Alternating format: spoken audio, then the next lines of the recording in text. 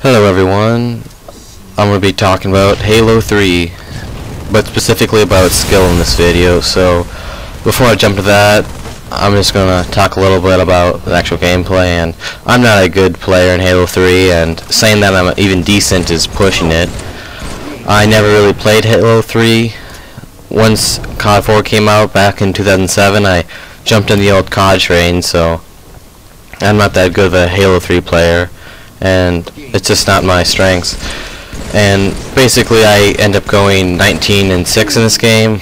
That's something like a 3-to-1 KD, so I think that's at least decent for this game. I don't know, but I just want to jump into my topic right now, which is well, I've watched a lot of commentaries about people saying that Halo 3 takes more skill than Modern Warfare 2 and just other games in general, and I don't agree with that.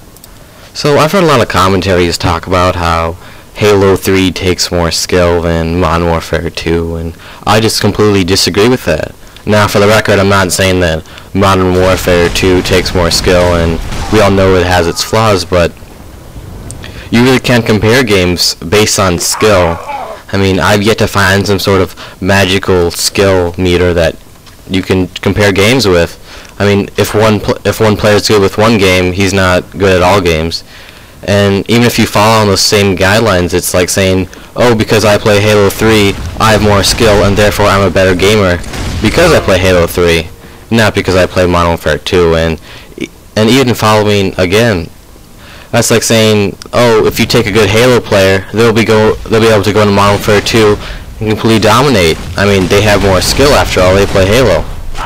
They're not going to put up 14 chopper gunners in the game now, and I'm saying that in Modern Warfare 2, if you put a good Modern Warfare 2 player in there, they're not going to do too good well in Halo. I mean, I learned that. So I've kind of heard the argument that Halo 3, it doesn't have a lot of good guns.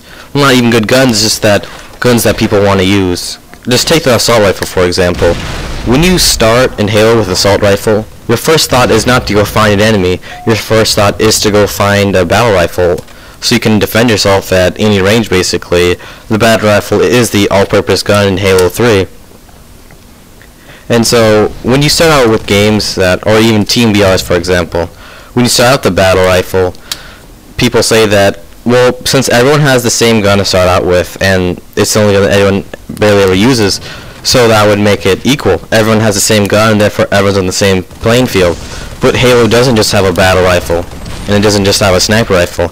It has a whole plethora of weapons to use, and that also begs the question for Modern Warfare 2.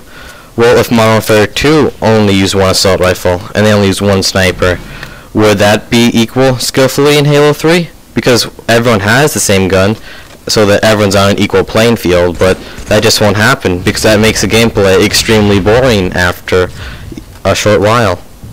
And so I've also heard kind of how another reason why people think that Halo 3 takes more skill, and that's because of perks, and how they give you such an advantage, and people are surprised at, because the whole reason of putting perks is to give you a tiny advantage. Like, this is not game breaking.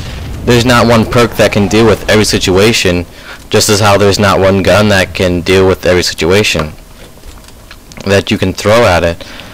And so it's just kind of weird that people think that perks offer such an advantage, and when it comes down to it, really, is that people just use the most effective setup, something like a scavenger, stopping power, or ninja even. And why? It's because it's the most effective way to get kills. The same reason Halo, when people spawn and they go straight for the power weapons. Why, does it take more skill to use a rocket launcher than a battle rifle? I don't know, but is it easier? Yes, so why wouldn't you go for it? So, the whole thing of my video is just that you cannot compare games based on skill, and saying that one game requires more skill than the other is a completely arrogant attitude. And that, I mean, sure, it would be nice that, let's say you're good at a game, and that your game takes more skill, and therefore you're a better gamer. And it's nice to believe that. But honestly, if you were to take Halo 3 and strip it down to where you're only allowed to use a battle rifle, no grenades or equipment or sensors, just you and a battle rifle, and you would take Modern Warfare 2. So you're allowed to use, say, an M16, no grenades or kill streaks or minimap or anything. And here, would you still think that Halo 3 requires more skill. And the people who say yes, it's just one of those things where, like, why? You're on equal playing fields and equal maps and equal terms, so why should one game require more skill? And again, I'm not trying to say that Modern Warfare 2 takes more skill. That is not what I'm trying to get at. I'm trying to say that you can't really compare games based on skill. And also I've heard that people said that Modern Warfare 2 is just Twitch reactions, and I think that's a horrible argument to make. I mean, all video games are just how to react to what's going on in the game. I mean, when we take something like SWAT, it's who can land the first headshot, who can react first to line up your crosshairs with the guy's head. And I know I'm taking bits and pieces of both of the games, and they're not really very good comparisons, but that's just what I'm trying to get at, saying that one game takes more skill. And then, even then, skills don't really matter. If you've got a team that communicates well, so would that be better than a team who is skilled at that game, that just run on aimlessly? Then, again, I'm going to take a completely random example of just saying, look at Bad Company. If you've got one really good squad, that one squad could win you the game in something like Rush, regardless of what the other 8 players are doing. And so it's just one of those things that I know I've kind of like butchered both the games, but that's not what I'm trying to do. It's just that you really have to, I mean, each game has its own certain style of play, and that every game is different, and you have to play differently to be successful in any game that you play, and that games are just more of just take it and leave it. I mean, if you guys like the game, then you should play it, and that not because you think that one of them takes more skill than the other.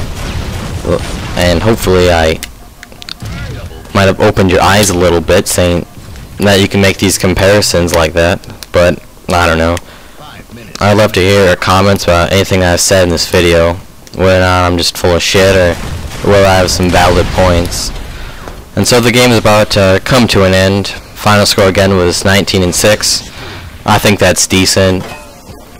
So have a nice day and enjoy the little bonus clip at the end.